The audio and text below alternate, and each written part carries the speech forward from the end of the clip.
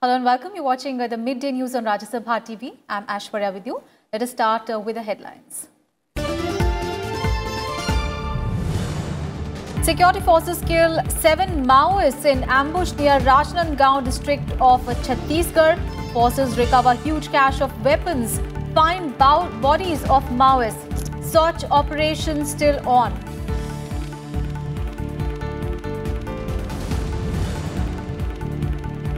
Prime Minister Narendra Modi inaugurates two-day workshop Abhyas Varg for all BJP MPs. BJP bigwigs to lead the program. Prime Minister Modi and Party Chief Amit Shah to brief MPs on relevant issues.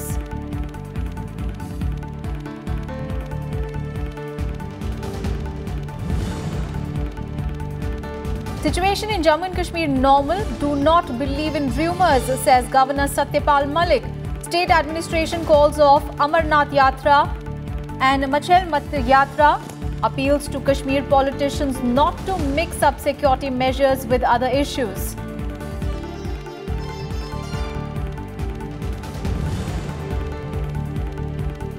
Vice President Naidu inaugurates Insolvency and Bankruptcy Research Foundation, calls Insolvency and Bankruptcy Code a success story of India's economic reforms.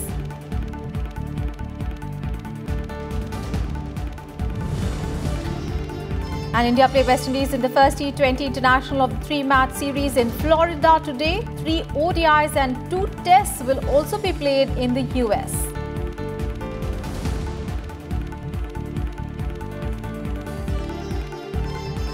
Prime Minister Narendra Modi inaugurated a 2-day training program for all the BJP MPs from Lok Sabha and Rajya Sabha in Parliament today. The 2-day training program is being attended by Prime Minister Modi and Union Home Minister Amit Shah, as well as party's working president JP Nadda, among others. The program will focus on sensitization of MPs, especially the newly elected lawmakers, on their conduct both inside and outside Parliament. The party leadership has asked all the MPs to ensure their attendance at the workshop. Prime Minister Modi and Party Chief Amit Shah are expected to brief MPs about various relevant issues and topics as well, with the Prime Minister likely to address the parliamentarians tomorrow.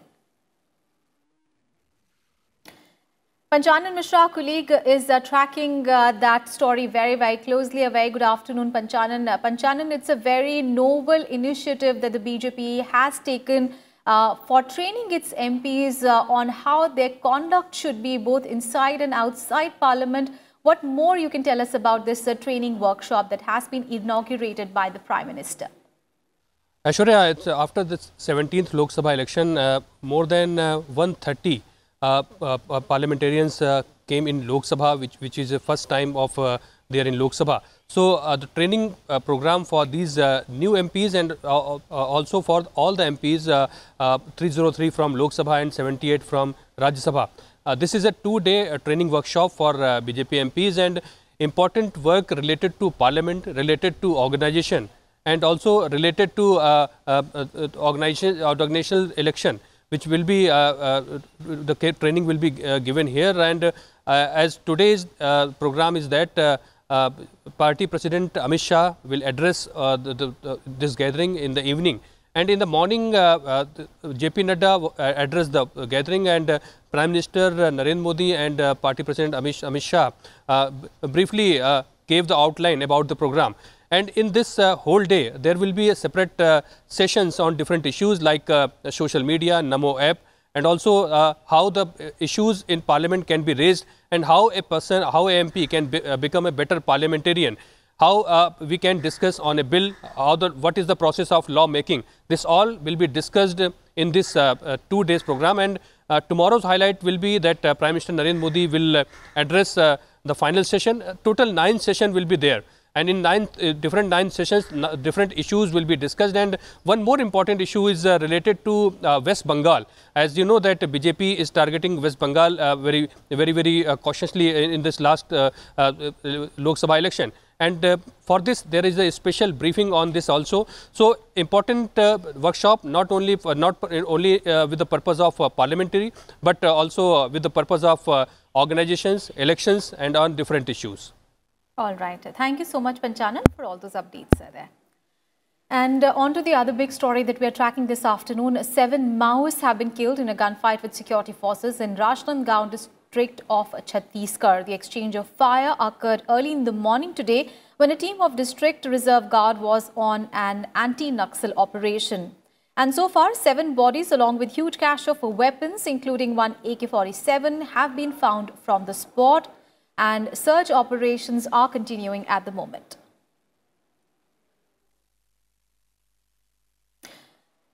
News from Jammu and Kashmir, where Governor Satya Malik has said that the advisory issued for Amarnath Yatra is only a security measure. He also requested the mainstream political leaders of the state not to believe in rumours and maintain calm. Rumours in the Kashmir Valley started circulating after the government issued an advisory asking Amarnath Yatris and tourists to cut short their stay and leave amid intelligence inputs regarding terror threats. Now, a delegation of politicians comprising PDP chief Mehbooba Mufti and Sajid Lone, among others, approached the governor for a meeting over the panic created in the valley. And the governor informed the delegation that there were serious and credible inputs regarding terrorist attacks on the Amarnath Yatra. On Friday, he reiterated that there are also no plans to abrogate Article 35A of the Constitution, which accords a special status to the state and its residents. Meanwhile, after the suspension of the Amarnath Yatra, the 43-day-long Machhel Mata Yatra in Kishtwar district of Jammu and Kashmir has also been suspended because of security concerns. Authorities have asked people not to start the yatra, and those who are already on the way have been told to return. The yatra commenced on 25th of July and was scheduled to end on 5th of September. Now, remember, thousands of devotees from across the country visit the Padar Valley for the annual yatra. And in the wake of intelligence inputs of specific terror threats to the Amarnath Yatra, the governor's administration in Jammu and Kashmir issued an advisory earlier asking the Amarnath pilgrims and tourists to immediately make necessary arrangements and cut short their stay in the valley and leave as soon as possible. The decision came after the Indian Army in a statement revealed that the Pakistan-based terrorists are planning to target the Amarnath Yatra. Earlier in the day, the Indian Army said that the security forces have recovered a Pakistan-made mine and a huge cache of arms from along the 2 Amarnath Yatra routes.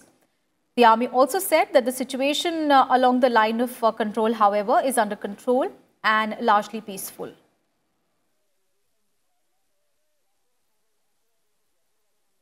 Three days back, we were also getting inputs regarding certain specific inputs with regard to laying of IEDs and attacking the Jatra. So therefore, last 3 days have been very hectic for us. We have been carrying out searches as told to you, and which has led to the cache of explosive material, the Pakistani-made mine, and the sniper that you have seen just now. Situation on the line of control is under control and very much peaceful as of now. The infiltration from Pakistani side is being attempted regularly, and we have been having regular contacts on the line of control, whereby the infiltration bids by Pakistan Army and the terrorist is being foiled and replied to on regular basis. Meanwhile, one terrorist was killed and at least 1 army personnel was injured in an encounter between the security forces and terrorists in Sopore. An exchange of fire took place between terrorists and the security forces in the wee hours today. The area has been cordoned off by the security forces. An encounter is currently underway.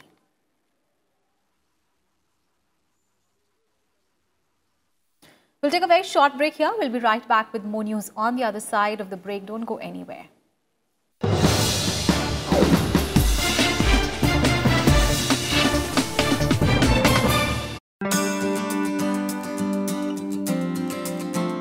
What are some key legislations introduced in Rajya Sabha?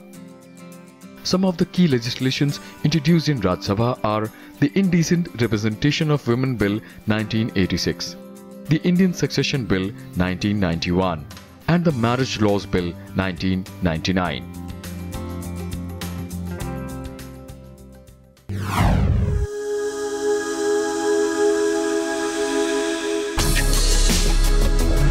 Tales that inspire. Stories of social change. A salute to diversity. Promoting public discourse. Events that motivate. Inspiring the innovative spirit. Watch Rajya Sabha television documentaries.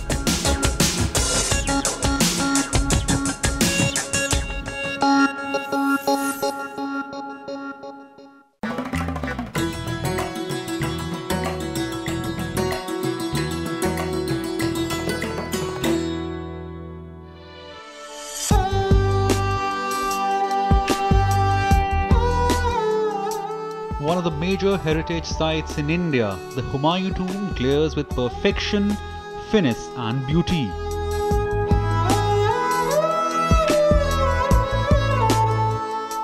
Housing the grave of the second Mughal emperor, Nasiruddin Muhammad Humayun, the tomb was commissioned by his wife Hamida Bano Begum in his memory as a mark of love. A mausoleum which inspired the design and the layout of the wonder of the world, the Taj Mahal. Built 13 years after his death, the tomb was completed in the year 1572. Designed by Miraq Mirza Ghiyas, a Persian architect, it's a first ever garden tomb on the Indian subcontinent, constructed in Persian style Chaharbagh concept. The garden, divided in 4 main quarters by walkways and flowing water, drew inspiration from the Garden of Paradise as described in the Holy Quran. The tomb is among the earliest structures depicting an Indo-Persian design, while the arches, corridors with a high double dome is inspired by Persian architecture. Pavilions, chhatri and jali took a cue from Rajputana style.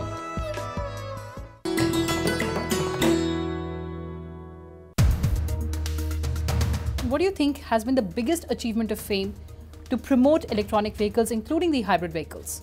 Our major focus is on the mass transportation. Buses, 4-wheelers, 3-wheelers, also 2-wheelers, no doubt about it. The auto industry is bracing inventory pile-up and also sales slowdown. What do you think is the reason and how do you plan to address them in future? The government is firm on that and moving in that direction. Let us hope good. They have certain issues which will be resolved in due course of time. Mr. Sawant, 19 SEC or loss-making central public sector enterprises have been approved for closure by the government. Government cannot influx a lot of money in it again. Old ideas, old system, old people with old concept.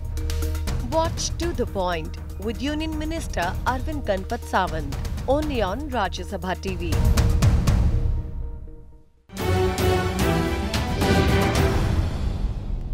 Water conservation is the need of the hour, most critical.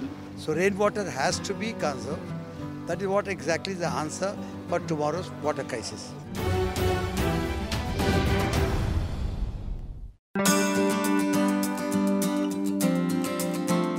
How Rajya Sabha makes law on state subject. Rajya Sabha empowers the Parliament to make law on the state subject by passing a resolution by a majority of not less than 2/3 of members present and voting.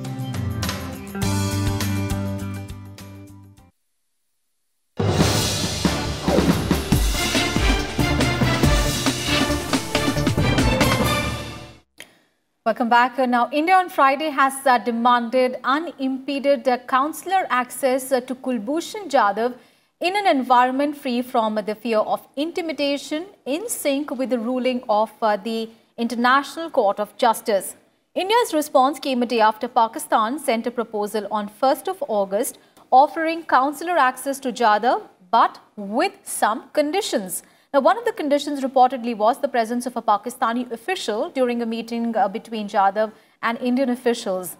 Pakistan's offer comes 2 weeks after the International Court of Justice in Hague ordered the country to carry out a review and reconsideration of Jadhav's conviction and sentencing, and also to grant consular access to Jadhav without further delay.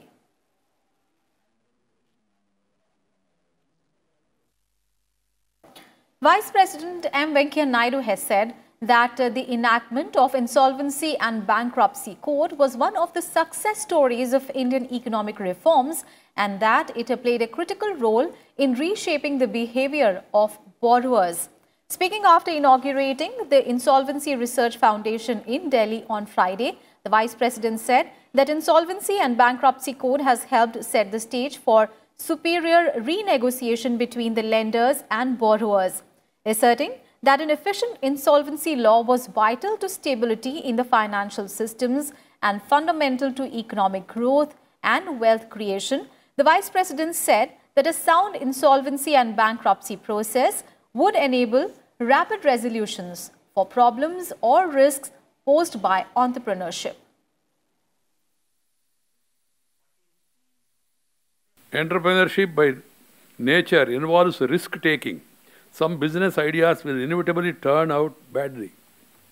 This may be due to several reasons. A sound insolvency and bankruptcy process enables rapid resolutions of such problems. There will be some setbacks sometimes.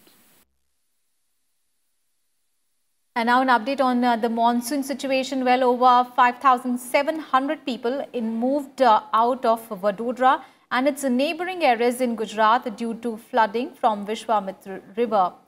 The state officials said that 6 people have died in rain-related incidents in the city.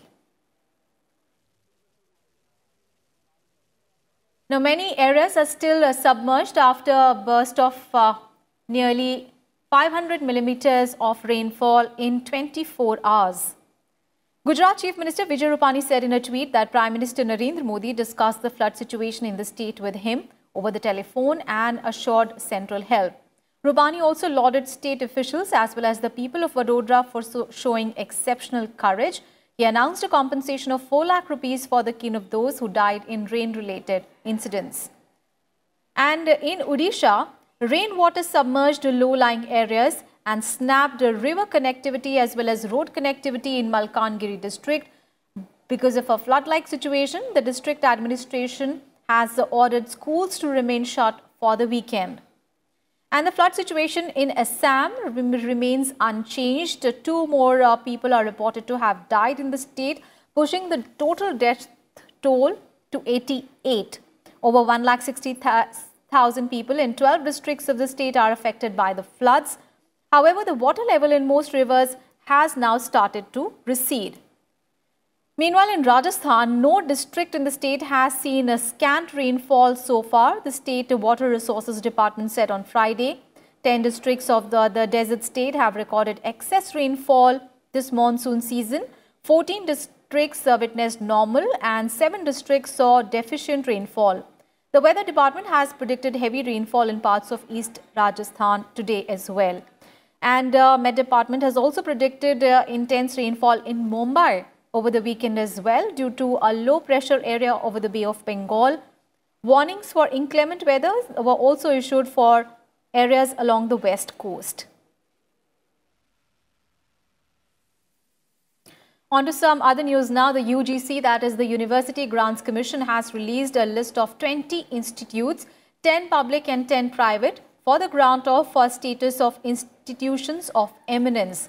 The institutions which are given the IOE, that is the institutions of eminence status from public category, include Delhi University, BHU, Hyderabad University and IIT Madras and IIT Kharagpur.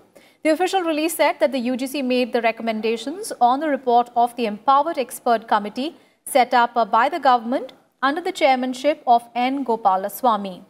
Jadavpur University and Anna University can be considered for the issue of IOE status only after the respective state governments have issued an official communication allocating their share of funds.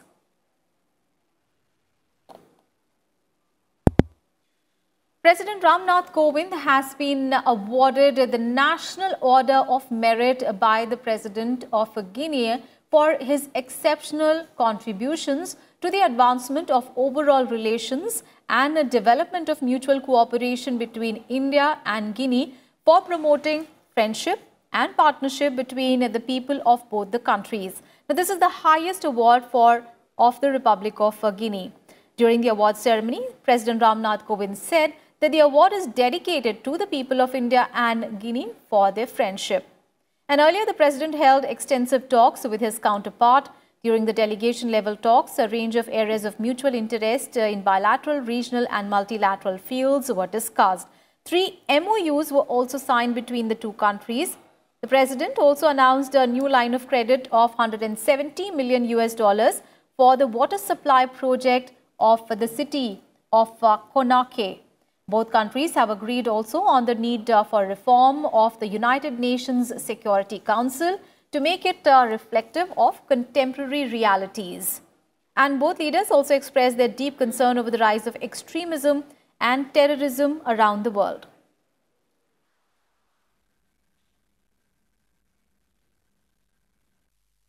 External Affairs Minister S. Jaishankar on Friday emphasized on better connectivity between the member countries of the Mekong-Ganga Cooperation Bloc for developing a vibrant economic growth corridor.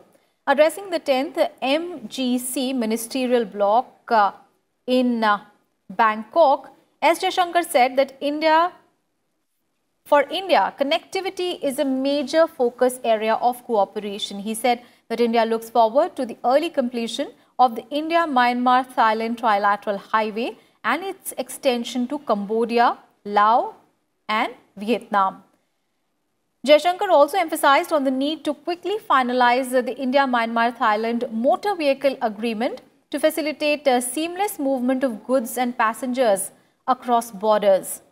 Member nations also adopted the new MGC Plan of Action 2019-2022 that envisages project-based cooperation in the areas of tourism, culture, education, public health, traditional medicine, agriculture and allied sectors, transport and communication, among others. Top international focus now. The United States has formally withdrawn from the Intermediate Range Nuclear Forces Treaty with Russia, that is the NFT treaty. Treaty between the US and Russia expired on Friday after months in which neither side made serious efforts to preserve this Cold War era agreement that did not cover an emerging China or evolving missile technology that did not exist a generation ago. The INF treaty came to an end with the US announcing that in the coming weeks it planned to test a new missile that would have been prohibited under the accord, which was signed in 1987. The INF treaty banned missiles with ranges between 500 and 5,500 kilometers.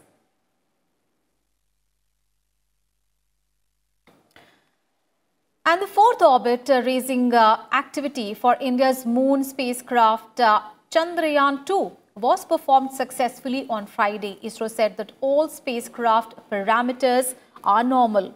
The next orbit raising operation is scheduled on 6th of August. With Friday's orbit raising, ISRO has completed 4 of the 15 critical maneuvers planned by it to take the spacecraft to the moon and make the soft landing. The earlier orbit raising maneuvers were carried out successfully on 24th, 26th and 29th of July.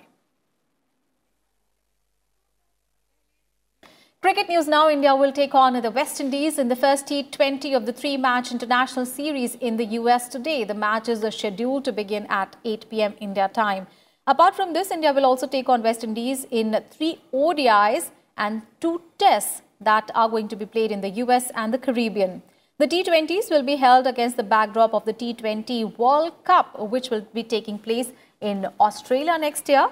And the Test series will also have a special significance as it marks the first round of matches for both the sides in the newly inaugurated World Test Championship. And that is the wrap on this edition of Midday News. Thanks so much for your time.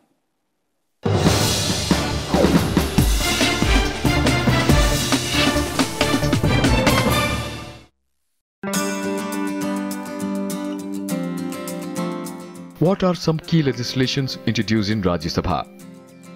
Some of the key legislations introduced in Rajya Sabha are the Hindu Marriage and Divorce Bill 1952, the Hindu Succession Bill 1952,